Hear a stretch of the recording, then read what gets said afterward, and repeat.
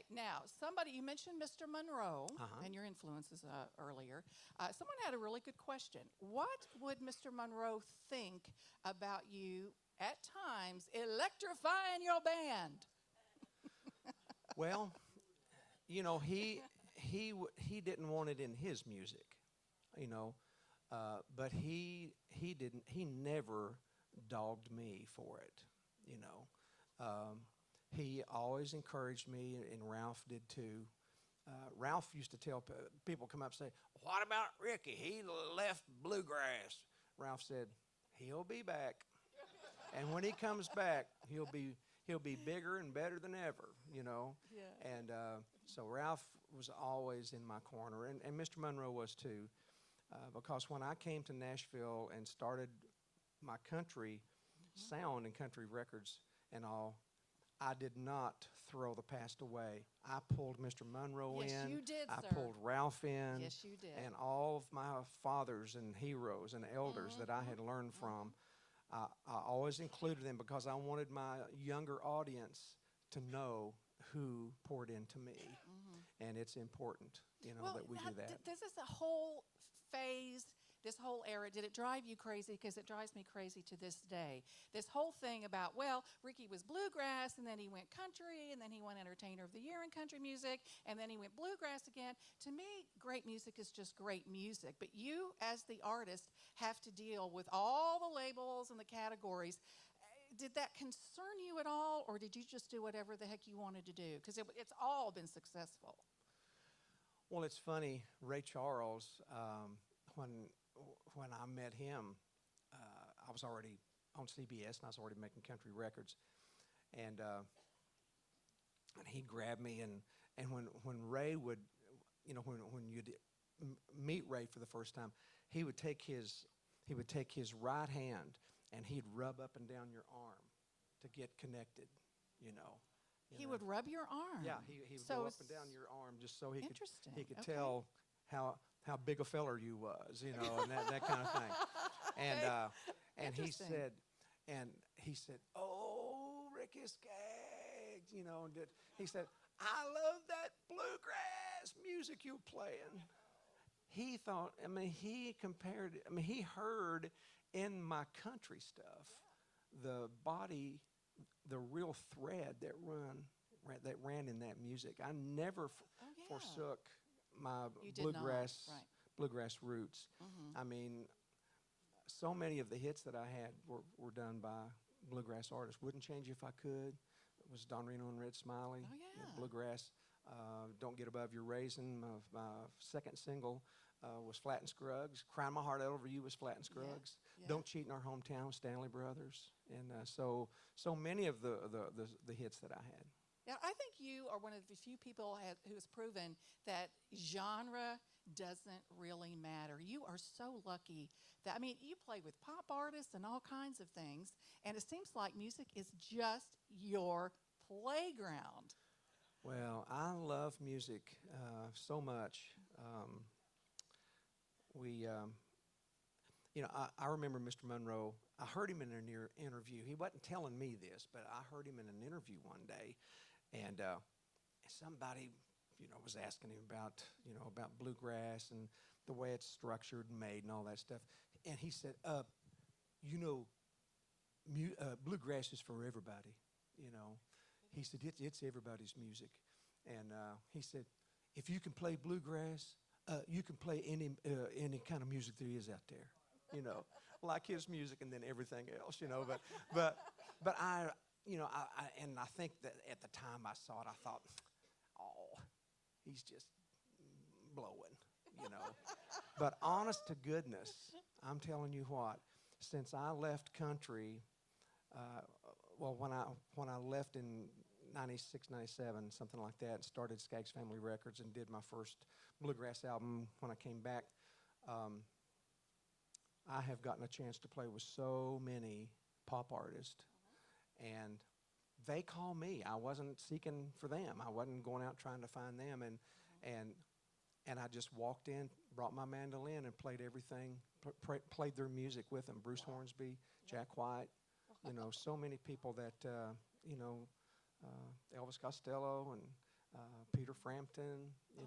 We've done so much All the best. fun stuff together. And so I think Mr. Monroe was right. I know he was right. Yeah. I do. Okay, so Mary and a couple people have questions about your shows last night. Okay. They want to know why you tuned your instruments so much. And there's one gentleman said, "Please explain this to my wife." Where are you, sir? Because Ricky's going to preach it to you right now. Preach it to that man right there. Well,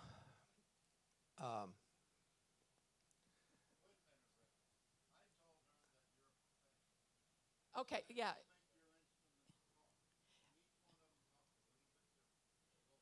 Okay, let me make sure that the people watching the TV can tell. You were saying, which I think is beautiful what you just said, that each instrument has its own personality and that he makes them talk. And because they're all different, he takes the time to give the instruments their voice. Do you think that's correct? well, I guess, yeah. I mean, I think that's good. And I mean, thought that was beautiful, I sir. think- That was good. I think tuning your instrument will be like.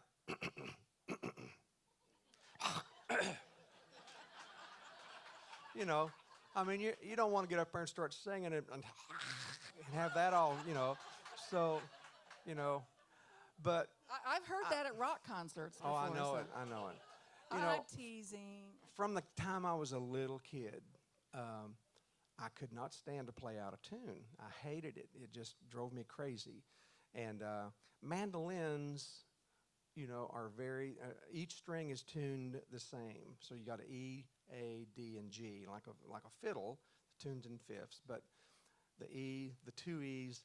So one of those can easily get out from the other, and it's like, And so I tune that. But when I put a capo on the guitar, sometimes it pulls it just a little bit sharp from the rest of the guys. So I have to kind of be in tune with them. And so that's all my excuses I've got. Well, his nickname is, for years has been Picky Ricky. Have there been a lot of instances, though? Because, you travel the world. Have there been instances where you just had to compromise, that you just had to do it with it a little out of tune? See, we wouldn't know. You would know, but we wouldn't hear it. Oh, you would know. You think? Yeah, okay. Man, he ought to tune that thing up. What's wrong with him? Hall of Fame Mike. How'd they let him in there? Yeah. Now, God forbid that Picky Ricky becomes Icky Ricky. We Oh. don't want it. We know he will not play out of tune. That is not going to happen. Well, I try not to be obsessive about it, but That's okay. I do want to be in tune. So. We love perfection. Yes, we do. Speaking of perfection, a lot of people have questions about your lovely wife, Sharon. They were hoping she would be here. So did you have to leave her at home? She would have been. Oh. She had planned to come on this trip and really, really wanted to. Oh. Mr. Buck, my father-in-law, her dad, and Cheryl's dad, the Whites, Buck, Sharon, and Cheryl. Mr. Buck has dementia, and he's had it for about 8 or 9 years, but it's progressively gotten worse as it does. And so about 9 or 10 months ago, it's not quite a year, but we asked him. We'd asked him a couple of times. I know Sharon had to come live with us. That we had plenty of room, and we'd like for him to come live with us. Oh, I don't want to live with nobody. I'm fine. I want to live by myself. And well, he hadn't been able to drive in quite a long time either. And so Sharon would worry herself to death when he was over there, and she couldn't get him on the phone. He'd lost his phone, or he had let it run down, or whatever. And so anyway. So we've had him here, and so it was. It would have been really, really hard for one of the other girls. The other 3 girls, Cheryl and Rosie and Melissa. Melissa works for Dave Ramsey, and so she's really busy all the time. And Cheryl works at the church where we go sometimes, and And then Rosie, she's going back to school to learn some things right now. So she's pretty busy, and so really, I mean, Sharon's the oldest daughter, but we just feel that this was something God really wanted us to do, is to take care of, honor your father and mother so that your Yes, days sir. will go well with you and you'll prosper in the land. It's Yes, the sir. only commandment of the 10 commandments that has a blessing with it. And so I know we're blessed already, and there's times, I mean, I get tired of watching Gunsmoke and Bonanza, but it's probably about 3 months ago, Sharon was out. They were out just walking around shopping, and they were in the mall, and he'll say, "Boy, this is a big place. Everything now is big. All the cars. Did you ever see so many cars in your life?" And anyway, they were walking. They passed by Hobby Lobby, so they went in there, and Sharon bought him some really nice coloring books, and they had scriptures on them, or on the pages, and then bought him some really nice colors and everything like that. And so he has been working on those, and he'll spend 2 or 3 hours just, I mean, do nothing but just focused on that. And it's that same creative gift as the music. It comes out of the same creative part, but it's so beautiful, the stuff he's been doing. And so Sharon said, "Dad, what do you think about doing some coloring for all the kids and grandkids for a Christmas gift?" So he got so excited about that. So we did that and gave them to him for Christmas last year. We just That is they so all loved it. sweet. Yeah. Well, So that's why Sharon's we not here. love Buck. So is the situation such that we will ever hear him play again? He still plays the Opry. Yeah, Okay. they're not Fantastic. traveling. They're not Okay. traveling anymore. Okay. Now, they actually did travel as a special, I can't say a bedside request, but the Browns, Jim Ed, Bonnie, and Maxine. Maxine just passed away last week, and Sharon, she had asked if the Whites could come out and sing at her funeral. So they went to Little Rock on Sunday, drove out there, and then Monday they did the funeral and drove back home. So they're still out doing things, but it's not the way that you'd think. Right. Well, you tell Buck that we love him. I will. Yes, and we always love seeing him play. Now, everybody wanted to know also about like how many kids you have, and do you have grandkids? I do. I got 2 grandsons, Noah and Isaiah, and they're grown up now.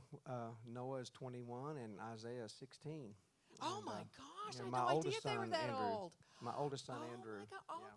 grown And up. I have Andrew and Mandy. That was my 2 oldest kids. And then Sharon and I, when we married, we had Molly and Luke. And Molly, I'm going to be a shameless dad here. Okay.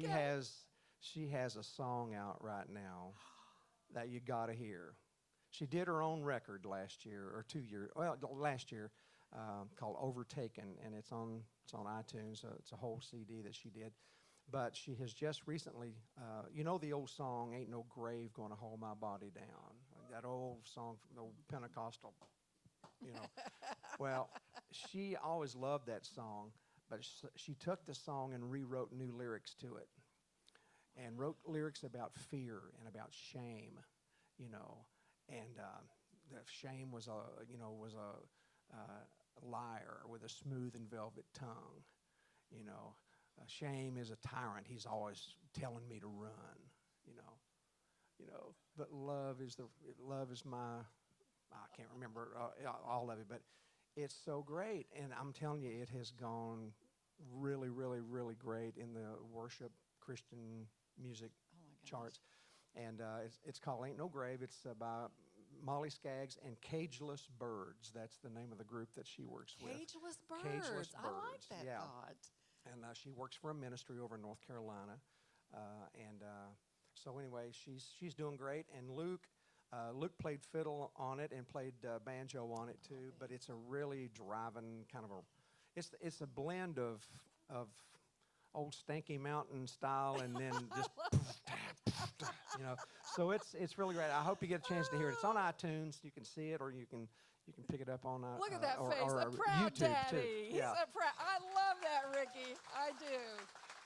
And speaking of love, man, we just love you to death. You have blessed us for all of these years with your music and your spirituality and just everything you do for us musically, on stage, off stage. So thank you for all of it, Ricky Skaggs. Well, I appreciate it. It's great to see you. And thank you for answering the questions. Thank Thanks for y'all. being here for All Access Pass.